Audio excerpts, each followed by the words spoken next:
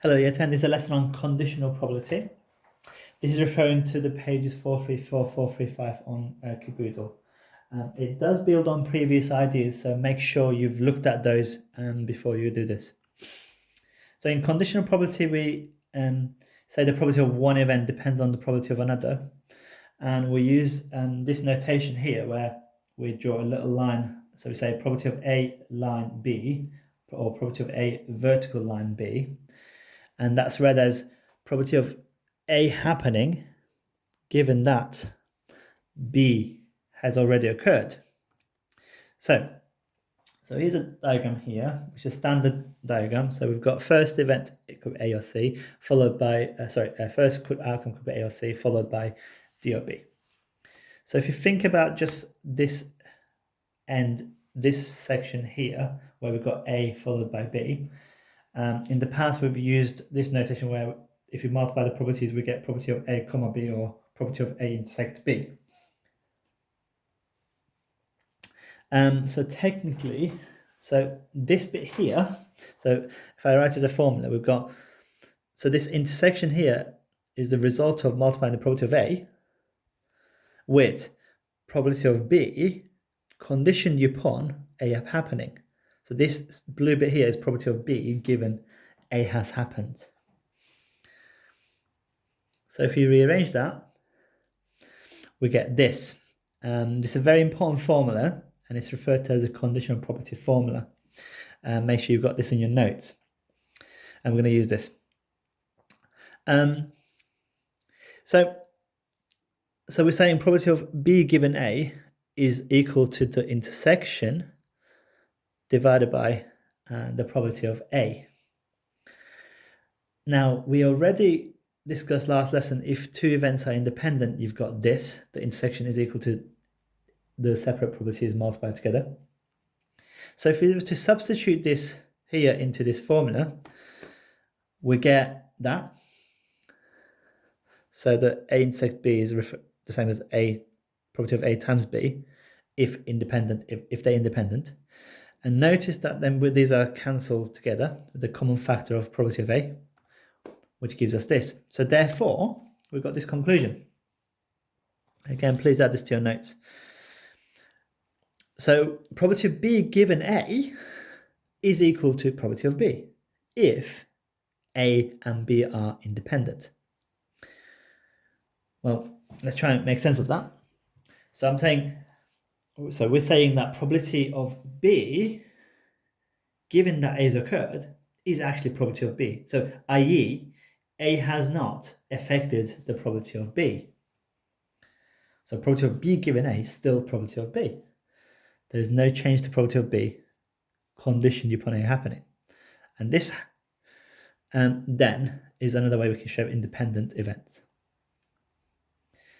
So let's discuss the textbook example. So this is a two-way table. And we've told that A is the event, it's wet. And B is the event, a car is speeding.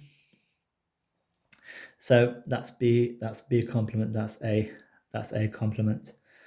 And we asked to find some properties and show some whether A and B are independent.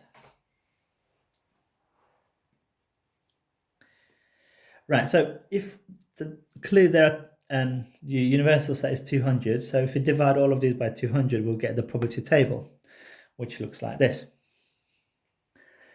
We want the probability of B, so probability of B is just 0.16 or 32 divided by 200.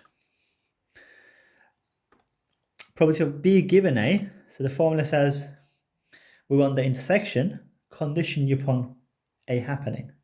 So A being it's where. So the intersection is 0.055. Probability of A is 0.44. So if you divide them, you get 0.125. Now the textbook just refers to this table and does it that way, which probably is easier in this case. But I thought I'll go through this because then that refers to the formula that they've given you. Now, using the frequency table, to find the probability, we can just say we want the number in the intersection divided by the number that we're conditioning on. So here, we want to look at the number. So we want to look at the fact that it's already wet. So we want to look at the wet section. So given that it's wet, there are 88 cases of that. What's the probability that we get B, a car speeding? Well, which is the speeding bit. So there are 11 cars speeding given that it's out of the total of 88 when it's wet. So that gives us the same probability. We can then write the conclusion that A and B are not independent. And our justification comes from using this formula here. The probability of B given A is not identical to probability of B.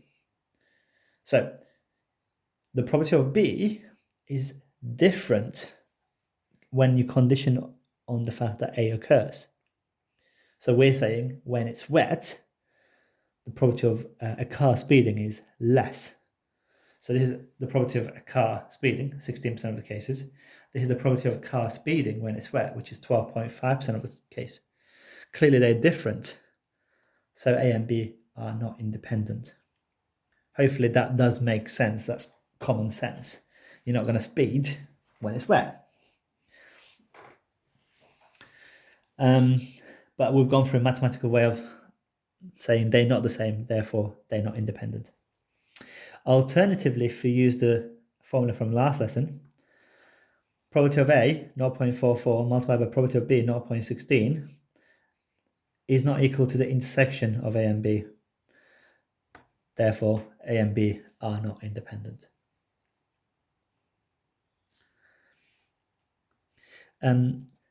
So example using Venn diagrams.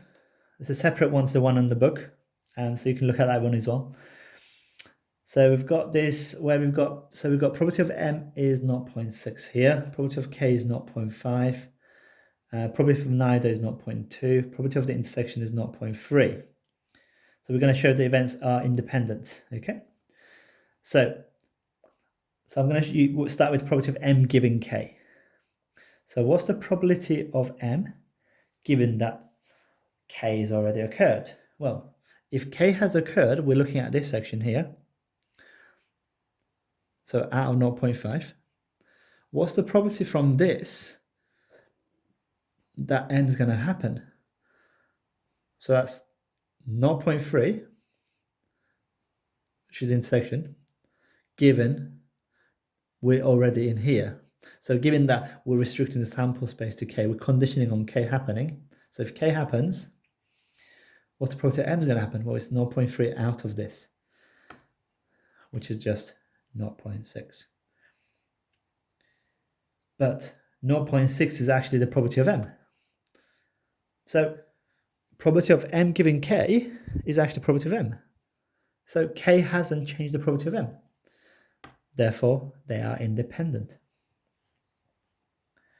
We could have looked at the other one. So we could have said, what's the probability of K given M?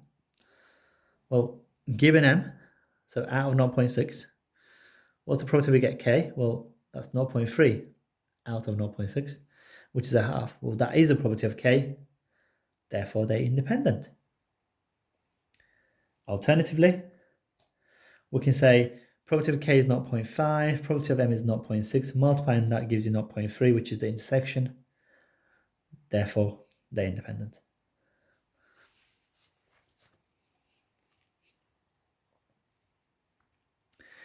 Another example using true diagrams. This is the example we've gone through before in a previous lesson. So I won't go through the details. You can read and look at it.